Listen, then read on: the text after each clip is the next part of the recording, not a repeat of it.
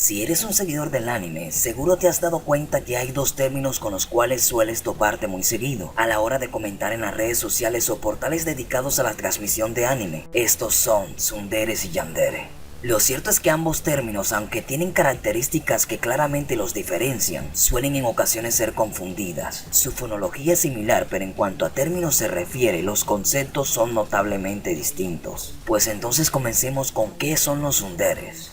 Primeramente, hay que partir desde el origen de esta palabra, la cual en sí es una combinación de dos palabras diferentes. Tsun es el término de Sun Tsun, el cual quiere decir dar la espalda con disgusto. Esta particularidad suele verse comúnmente en aquellos personajes que cuando los conocemos son de personalidad dura y ruda con los demás, especialmente con el personaje principal. El término de dedere proviene de dere dere, su significado es comportarse como enamorados. Los personajes que tienen esta característica suelen ser dulces y cariñosos. Entonces la pregunta es, ¿qué es la combinación de ambos? Los personajes tsundere suelen reconocerse en los animes porque dan un cambio de 180 grados a su personalidad y en sí a la propia serie. Son esos que sorprenden al espectador con una actitud cariñosa o amorosa hacia el personaje principal, cuando en un principio eran fríos, odiosos e incluso violentos. En resumen, el término tsundere es el que se utiliza para describir a un personaje que al principio se muestra frío y hostil, pero con el paso del tiempo o en momentos muy determinados se muestra sensible y amigable. Extrañamente, es un término que se asocia más a los personajes femeninos que masculinos, aunque igualmente hay ejemplos de este último. Por ejemplo, algunos personajes tsunderes podrían ser Taiga Isaka de Toradora, Louis o Luis como quieran llamarle, de Zero no Tsukaima. Bueno, y finalmente Ayusawa Misaki. Bueno, estos fueron algunos ejemplos de las tsunderes. Ahora empecemos con el origen del término de yandere. La palabra yandere es también la combinación de dos palabras diferentes, tal cual como ocurre con tsundere. La palabra que se combina en esta ocasión son yanderu, que significa estar loco o loca, y deredere, que significa enamorado o enamorada.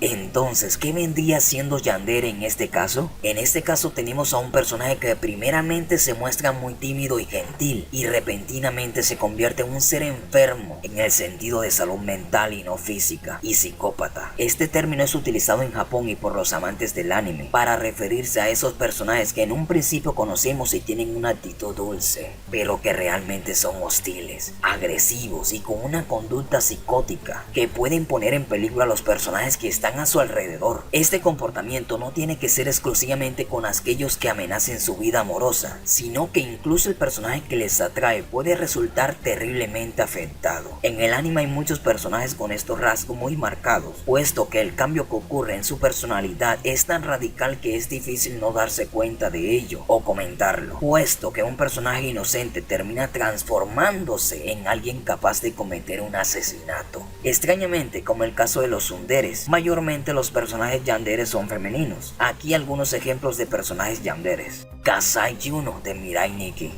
Lina Einstein de Code Geass, Ryobu Rena de Higurashi no Naku Koroni. Bueno, ahora la pregunta, ¿todos los personajes que se comportan así son tsunderes y yanderes? Hay que tomar en cuenta que porque un personaje muestre estos comportamientos antes mencionados en un determinado momento, no significa que sea tsundere y yandere realmente. Cuando se habla de estos personajes y sus características no se menciona realmente un comportamiento que solo se ve en un determinado momento y no vuelve a aparecer más. No es momentáneo, no es un desliz, no es por el momento, son reacciones que suelen verse en varias ocasiones. Si bien ambos casos responden a una determinada acción y se ven según el avance de la historia, los comportamientos se reflejan en ellos constantemente, no son hechos aislados. Si tenemos el caso de un personaje cariñoso que se ve por razones del guión forzado a matar a X personaje, hacer amenazas o mostrar un comportamiento agresivo, es porque está cumpliendo con dicho papel en la historia que lo ha llevado a ello. No es que como tal su diseño haya nacido en el término yandere. Lo mismo con un personaje que es rudo y frío y se muestra cariñoso con algún personaje porque finalmente ha aceptado que se ha enamorado o porque éste le ha salvado o ayudado con un problema grave. Es una respuesta como tal natural a este tipo de acontecimientos. Si no es repetitivo en el personaje, no hay razón para considerarlo tsundere. Ahora, otra pregunta más.